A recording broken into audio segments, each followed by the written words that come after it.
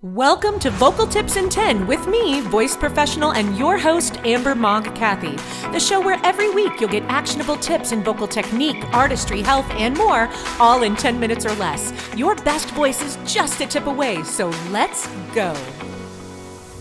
Hey singers, welcome to Vocal Tips in 10.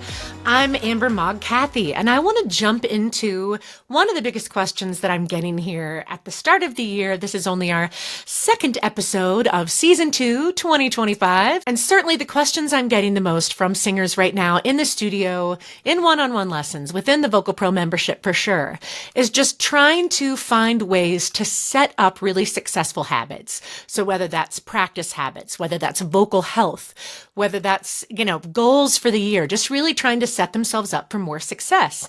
And one of the biggest things I'm hearing right now is, how do I kind of juggle everything I have to juggle vocally? So that's what I want to tackle with you today. I want us to think about that just like managing a financial budget. So I don't want us to overthink it today. I want to keep this pretty simple. We're going to say we have 10 vocal dollars. So that's US dollars. Translate to your currency to make it more meaningful to you. We're going to say we have 10 US vocal dollars to spend a day. We can do things that cost us up to 10 vocal bucks, and we will still feel great and be healthy at the end of the day.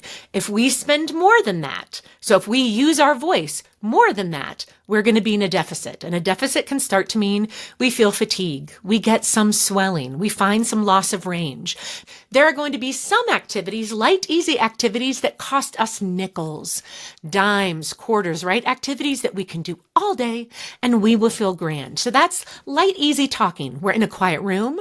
We're not talking over ambient noise. If you are talking in a loud environment like a restaurant or a bar, you are spending dollars. And think about that. If you're spending dollars every time you do that, you're going to be out of money quick, which means you're not going to have vocal energy for a proper rehearsal. Certainly not for a proper show. So that's heavy spending activities. But light spending activities are things like easy talking. We're not going too loud.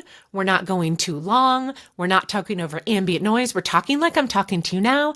I can do this pretty much all day. Now, I still want to take vocal breaks throughout the day, because if I never am quiet, which is something that I definitely have to work on. And let's say my talking costs me 10 cents. Well, if I'm using dimes like this, I'm still going to be more fatigued than I want to be before the day's over. So I want to take breaks to save my vocal energy. Another light activity would be nice, gentle singing, like humming along or doing a gentle like SOVT workout or a nice, gentle warm up, easy singing. Again, none of these things are loud volume. None of them are super long duration. Then we've got those activities that we know are going to cost us a lot. We've got a 2-hour show. We're going to be using good technique. We're going to be relying on amplification. We're going to be doing all of that. But we know that this 2-hour show, it takes a lot of energy. And even though it is very healthy, it's costing us $5 out of our $10 budget. So if we know it's coming up that night, then we are not going to want to spend very much before that show happens. So what does that mean? That means maybe the hour-long phone call with your bestie that you normally do in the car, that's over ambient noise. You do not realize how loud road noise is and how much more energy you spend talking over that road noise.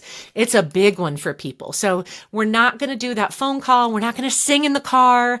We are going to, talk when we need to. We're going to take a lot of vocal breaks throughout the day, meaning when we don't need to use our voice, we're not going to. That's all that means. We don't need to make this more difficult than it is. And yes, I'm talking in very simplistic terms today, but just so you can start to kind of have this to work with when you know, hey, I've already spent $2 of my budget, the equivalent of $2 of my vocal budget. I've got $10 to spend and I have a $5 show tonight. It's going to cost me a lot. I know that it does. So when you think about how are you going to juggle all of your activities, the first thing you want to do is just bring awareness to what are you really spending vocal energy on? And you might be like, well, Amber, all I had was a rehearsal and then I practiced maybe for 30 minutes on my own and then I had a show.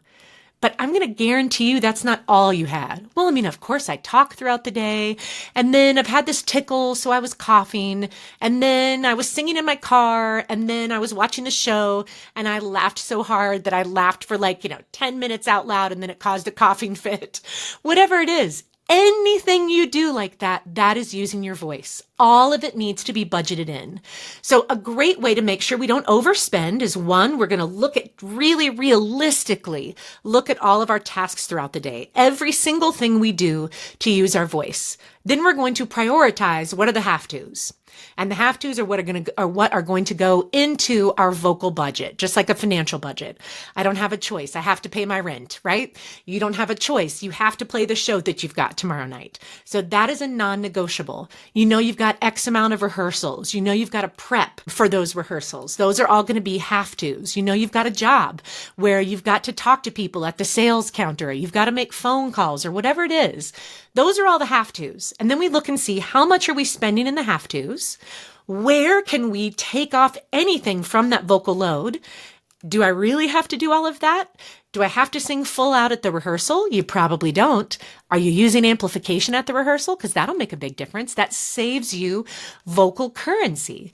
And then we look and see how much do we have and what else can we spend it on? And if we're like, oh, I don't really have hardly any activities today. Great. Well, that's a perfect day to make some phone calls, to use your voice doing activities that maybe you don't have the extra currency to spend other days. Or it's a great time to go out with friends that night and, talk and laugh over noise in a restaurant, because really that's the only heavy vocal activity that you have for the day. It's all about one, making a realistic budget, really looking at what you spend your vocal energy on. Two, looking at where we can take off some energy, where we can take off work, whether that's through technique, whether that's through taking breaks. And I'm telling you guys, vocal breaks throughout the day are gold. I hesitate to say that this will literally do this, but it's almost like if you have some good voice use during the day, if you really take some good breaks and then you do a gentle, really effective warm up before, you might even earn a little bit of that currency back. So taking breaks throughout the day is really important, but it's just about really realistically looking and budgeting. And if you realize when you look at your vocal budget, just like a financial budget, that you are overspending every day and you have this feeling of like, I don't have a choice. I have to do all these things. Well, obviously, if you don't have the budget, if you don't have the vocal energy to do it and do it successfully day in and day out, you're going to have to make some tough choices.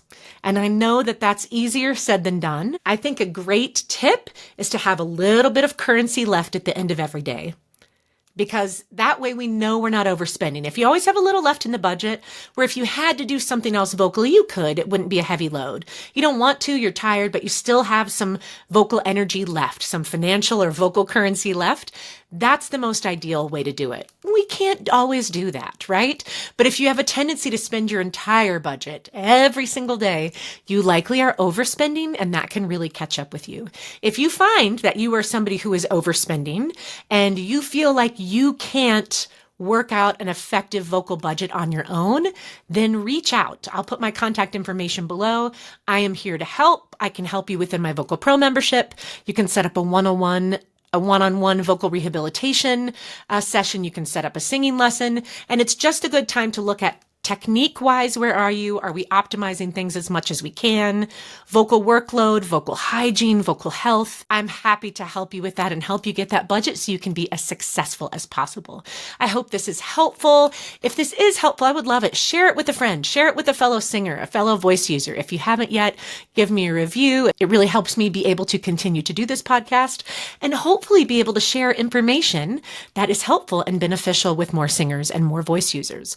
All right, guys. Thanks for being here. Happy, healthy singing, and I look forward to seeing you in next week's episode.